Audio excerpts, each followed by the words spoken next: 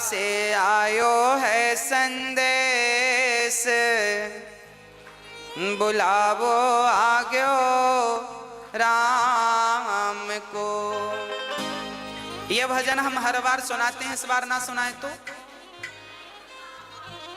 नहीं सुनाओ महाराज जी, नहीं सुनाओ महाराज जी, मतलब ना सुनाए कि सुनाए? सुनाए। इस भजन से हमें कुछ सीखना चाहिए। देखो, जीवन जिंदगानी बेभरोसे की है, इसलिए रिश्तों को बड़ा महत्व देना चाहिए। रिश्तों को महत्व ना बाहर से देना चाहिए, भीतर से तो भगवान को महत्व देना। मैंने कल भी आपको कहा था, आज भी कह दूं कि ये जो पति पत्नी का रिश्ता है, पिता पुत्र का रिश्ता है, ये सांसारिक जो रिश्ते हैं, माता पिता के, पति पत्नी के, भाई बहन के, ये जो रिश्ते हैं ना, इन्हें बाहर से फॉलो किया करो, बाहर से निभाया करो। अंदर से तो केवल एक भगवान से रिश्ता रहे आपका, और किसी से रिश्ता ना रहे, क्योंकि हमें सबको लेके चलना है ना। तो अंदर से तो जैसे हम लोग कहावत कहते हैं ना, बाहर मुंह में राम राम बगल में, हाँ, तो आपको ऐसी करना है। बाहर से तो आपको पति पत्नी बेटा बेटी को खुश रखना है, बाहर से क्योंकि इन लोगों को बाहर का व्यवहार चाहिए, तो इन लोगों को बाहर के व्यवहार से खुश रखो, और भगवान को मन का व्यवहार चाहिए, तो मन से भगवान को खुश रखो, दोनों खुश हो जाएंगे। तन लगा दो संसार की सेवा में और मन लगा दो बिहारी जी की सेवा में, काम बन जाएगा। ना तो परिवार छूटेगा, ना भगवान छूटेंगे। पत्नी को देख के, पति को देखकर, बच्चों को देखकर उनकी हिसाब से बात कर लिया करो। आपके पति को आपकी जरूरत थोड़ी है, आपके पति को तो आपके तन की जरूरत है, पत्नी को भी तन की जरूरत है, पुत्र को भी तन की जरूरत है। अरे शरीर की ही तो सबको जरूरत पड़ती है। हाँ, शरीर की ही जरूरतें हैं। बेटा भी चाहता है कि पिताजी कमाएं और कमा के हमारे नाम करें, तो तन की जरूरत तो पिता को भी है, हाँ या ना? तन से ही कमाएगा ना आदमी।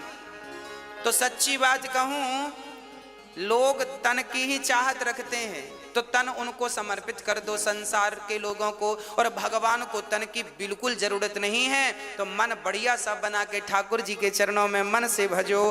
तन संसार के लिए, मन बिहारी जी के लिए, बस काम बन गया। अब कोई झंझट नहीं, दोनों ट्रैक अलग अलग, काम करते रहना और भगवान का नाम जपते रहना। पति, अब देखो आप लोग पत्नियां हैं, आप सवेरे से माला लेकर बैठ गई तो पति का पारा चढ़ जाएगा। पानी को नहीं पूछा, माला जप रही है। हाँ, होते हैं कुछ पति ऐसे। तो आप ऐसा मत किया करो, आप माला ऐसे ना जपा करो बैठ के। आप पति का काम करते करते, पानी पिलाते पिलाते, चाय बनाते बनाते, पति के कपड़े साफ करते करते, घर के झाड़ू पोंछा करते करते आप अपनी माला पूरा कर लिया करो। चलते फिरते नाम जपते रहो, तो पति भी खुश और भगवान भी खुश। आपका पति कहे पूजा पाठ मत किया करो, तो कह दो हाँ हाँ नहीं करेंगे, अच्छी बात है, हम तो आपकी गुलाम हैं, आपकी दासी हैं, हम नहीं करेंगी। तो आप बाहर से पति को खुश रखो और अंदर से राम राम चलने दो। क्या फर्क पड़ता है? भगवान फॉर्मेलिटी नहीं चाहते, तुम भगवान को जल चढ़ाओ तो ही भगवान खुश होंगे, ऐसा नहीं है। भगवान इस जल से खुश नहीं होते, आप तो बड़े भाव से भीतर से ही भगवान को केवल भज लो, भगवान का नाम जप लो, और भाव यही बना रहे कि मैं तो बिहारी जी के चरणों में हूं, बस इतना ही याद रखो, बस भगवान के चरणों में हूं, इतना ही याद, ज्यादा याद भी नहीं रखना। कि भक्तो स्वर्गा से आयो है संदेश, बुलावो आग्यो राम को, बुलावो आग्यो राम को। ओ भक्तो स्वर्गा से आयो है संदेश, बुलावो आग्यो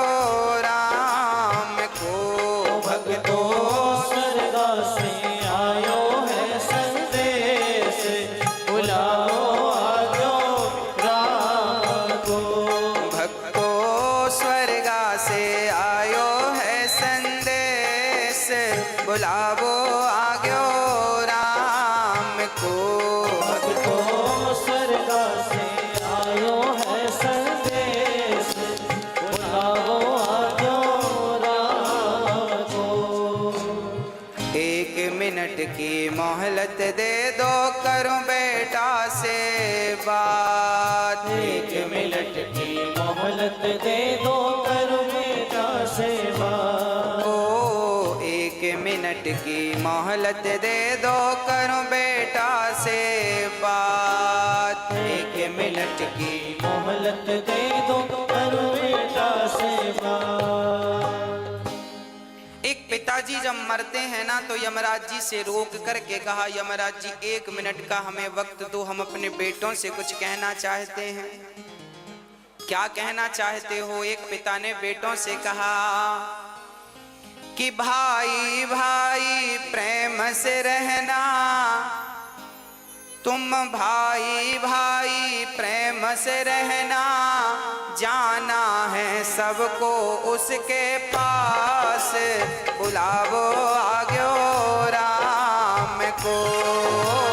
भाई भाई प्रेम से रहना, जाना है सबको उसके पास, बुलावो आग्यो राम को। भाई भाई को कैसे रहना है? प्रेम से रहना है। पर आज का भाई लालची हो गया है। आज के भाई ऐसे हैं कि भाई भाई झगड़ा कर लेते हैं और छोटा भाई बड़े भाई के घर भी नहीं जाता, बड़े भाई छोटे भाई के घर नहीं जाते। भाई भाई की का बैर चल रहा है। आज कलयुग के ऐसे भाई हैं, भाई को भी देखना पसंद नहीं करते। अरे भाई, लोग अमरनाथ की यात्रा करने जाते हैं, वैष्णव माता की यात्रा करने जाते हैं, उतनी लंबी लंबी चढ़ाइयां लोग चढ़ते हैं, पर अपने रूठे भाई के घर जाकर कान पकड़ करके सॉरी नहीं कह पाते। बताओ कैसे देवी देवता प्रसन्न होंगे? अच्छा ये बताओ, आप लोग अपने भाई के घर जाते हो कि नहीं? हाँ, पुरुषों से पूछ रहे हैं हम। माताएं तो खूब जाती हैं अपने भाइयों के घर।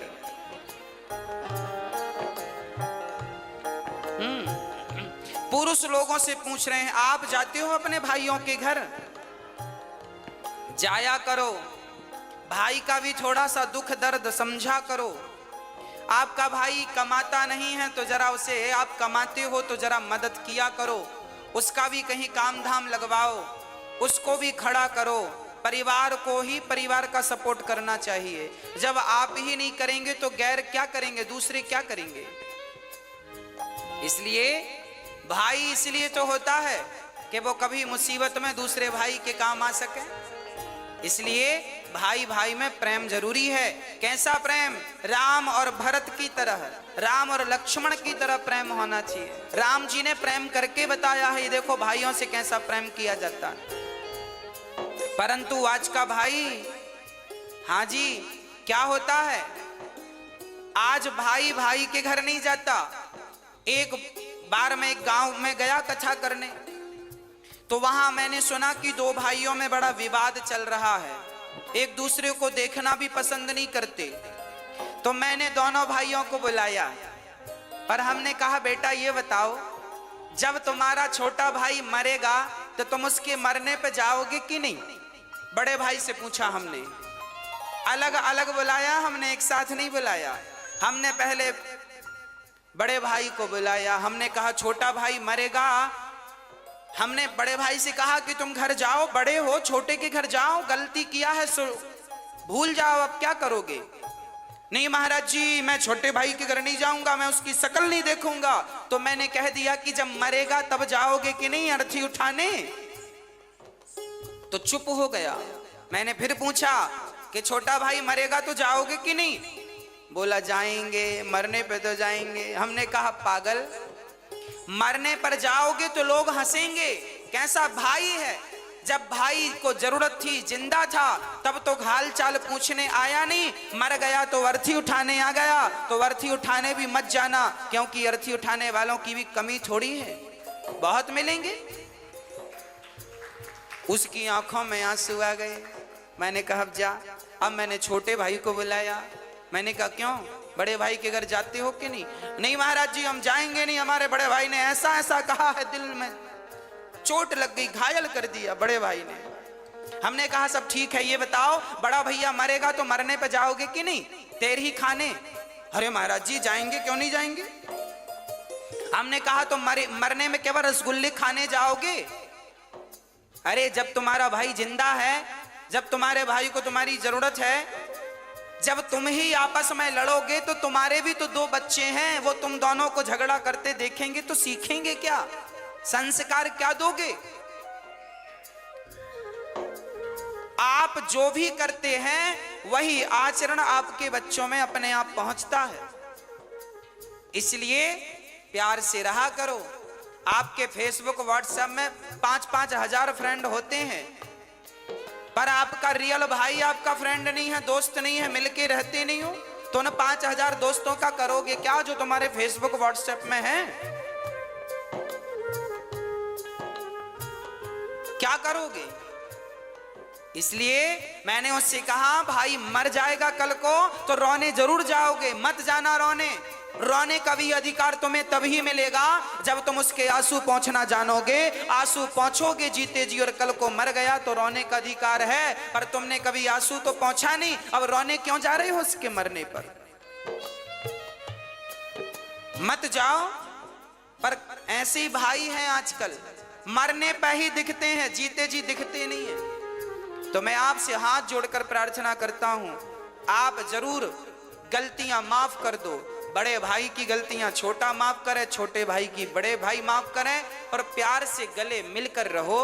तुम्हें गले मिलता हुआ देखेंगे तुम्हारे बच्चे तो उनमें प्यार बढ़ेगा, संस्कार बनेंगे। हाँ, यदि हम आपस में लड़ बैठेंगे तो देश को कौन संभालेगा?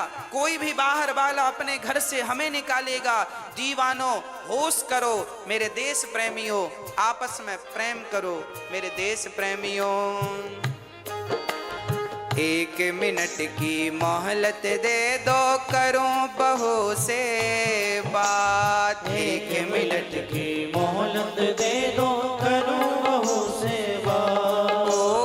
1 मिनट की मोहलत दे दो, करूं बहू से बात। 1 मिनट की मोहलत दे दो, करूं बहू से बात। बहू से बात। सास मरने लगी तो यमराज जी से कहा, यमराज जी रुको, हम अपनी बहू से कुछ कहना चाहते हैं, क्या कहोगी?